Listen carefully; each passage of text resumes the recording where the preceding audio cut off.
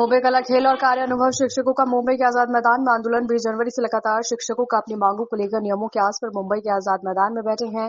चेतावनी दी है कि अगर कोई कार्रवाई नहीं हुई तो आमरण अनशन किया जाएगा। 2012 से 2019 तक राज्य में काम करने वाले सभी निदेशकों की नियुक्ति की जाए। विस्थापित निदेशकों को तुरंत उस स्कूल में नियुक्त किया जाए जहां वो काम कर रहे थे। सभी की नियुक्ति के बाद नियुक्ति को स्थायी किया जाना चाहिए। इसके लिए स्थायी कैडर बनाया जाए, न्यूनतम वेतन तय किया जाए तथा कला खेल एवं कार्य अनुभव शिक्षक कार्य समिति की ओर से सभी निदेशकों को शिक्षक का दर्जा दिए जाने की मुख्य मांग को लेकर प्रदर्शन किया गया है। सोमवार 20 जनवरी 2025 से मुंबई के आजाद मैदान में अनिश्चितकालीन विरोध प्रदर्शन और भूख हड़ताल शुरू की गई है।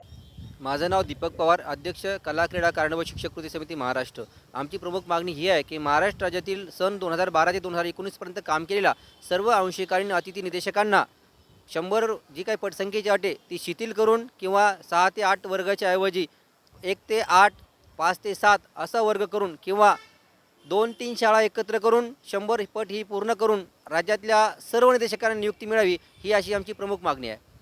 या आंदोलनात बसलो। आज आमचा आंदोलनाचा 3रा दिवस आहे। अद्याप आमच्याकडे कुणीही आमची विचारपूस केलेली नाही। अजून आमची शिक्षण मंत्र्याची भेट झाली नाही। मात्र मागच्या वेळेस 23 सप्टेंबरला आम्ही याच ठिकाणी आझाद मैदानावर आंदोलन केलं होतं।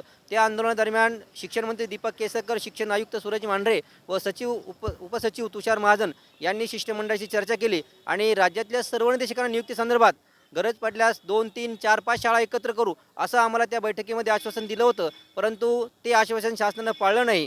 अजूनही आमच्या 100 पेक्षा कमी पट असलेल्या निदेशकावर अन्याय झालेला आहे आणि या अन्यायाला वाचा फोडण्यासाठी आम्हाला न्याय मिळण्यासाठी आम्ही 20 जानेवारीपासून या ठिकाणी आंदोलनाला बसलो आहोत। आंदोलनाचा आजचा 3रा दिवस आहे। अद्यापपर्यंत शासनाने आमची कुठल्याही प्रकारची दखल घेतली नाही आणि जर आज आमची दखल घेतली नाही तर उद्यापासून या ठिकाणी आम्ही सर्वजण आमरण उपोषण करणार आहोत असे या ठिकाणी मी जाहीर करतो की आम्ही जे अंशकालीन निदेशक आहोत 100पेक्षा पट कमी असलेला ते पटाची संख्या शिथिल करावी, नाहीतर आम्हाला 2-3 शाळा मिळून आम्हाला आदेश द्यावा, नाहीतर जे वर्कलोड आहे ते 1 ते 7 पर्यंत असायला पाहिजे, ही आमची प्रमुख मागणी आहे। आमच्या जोपर्यंत मागण्या पूर्ण होणार नाही तोपर्यंत आम्ही इथं आंदोलनात बसूया आणि आमरण उपोषण करूया।